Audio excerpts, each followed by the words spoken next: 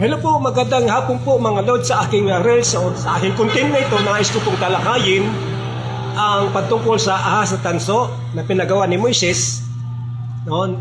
At ito po rin yung isang kinakatwiran o dinadahilan ng mga taong naniniwala sa mga imahe at ribulto na hindi po raw kasalanan ang gumawa ng imahe at ng ribulto, dahil kung ang banal na Ama Yahweh po ay nagpagawa ng ahas at tanso o isang imahe na ibig sabihin po ay sa kanila hindi po raw kasalanan o mali.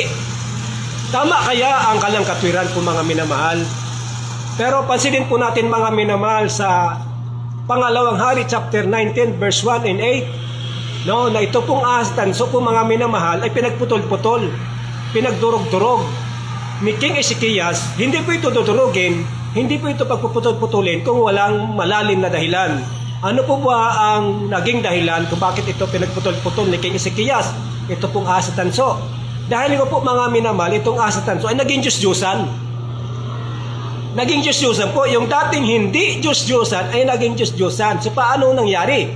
Kasi ayon po sa Pangalawang Hari chapter 19 verse 1 and 8, na ito pong ahas at tanso po ay pinaghandugan po ng kamangyan ng mga mamamayang Israel.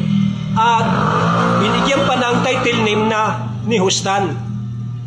So dahil ito po si King Ezekias, isang matuwid na hari sa Huda, hindi po niya pinapayagan sa kanya paghari ang magkaroon ng mga Diyos-Diyusan o mga paganong Diyos, no, ng mga imahe o ribulto. Kaya so ang ginawa po ni King Ezekias, pinagputol-putol po yung mga asira ng mga Diyos-Diyusan kasama po itong ahas at tanso, no.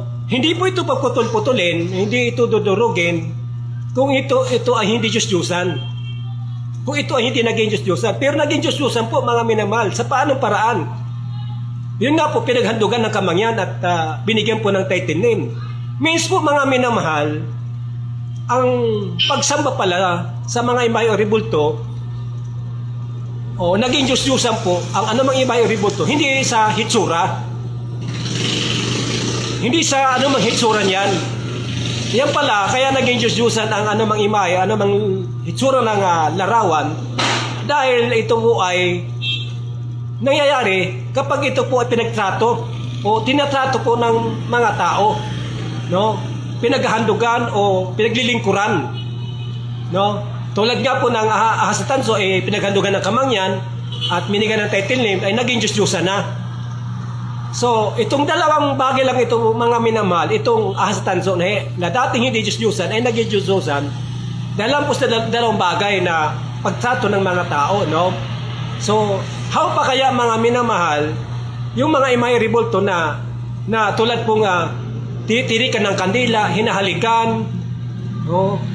Inaalayan ng bulaklak, hinihipo, no? Pinupunasan ng panyo, ng langis, no? Pinuprosesyon, so ninuluhuran. Ito pa kaya ay hindi maging Diyos-Diyusan? Ito po mga imahe, mga larawan na kanilang pinaniniwalaan, no?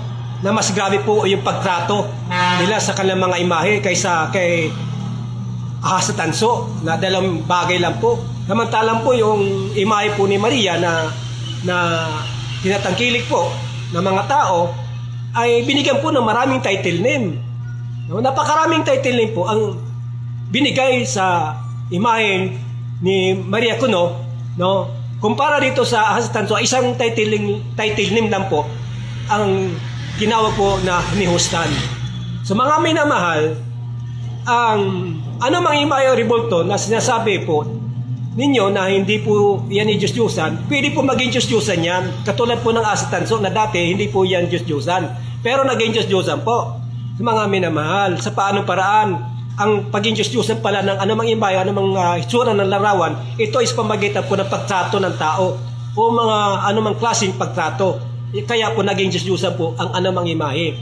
Katulad nga po ng mga imahe ng mga bayani, hindi masabing Diyos-Diyusan yan kasi walang humahalik yan, walang nagpapahid ng panyo, walang nagpapahid ng langis, hindi niluluhuran, hindi tirikan ng kandila, hindi po pinuprosesyon.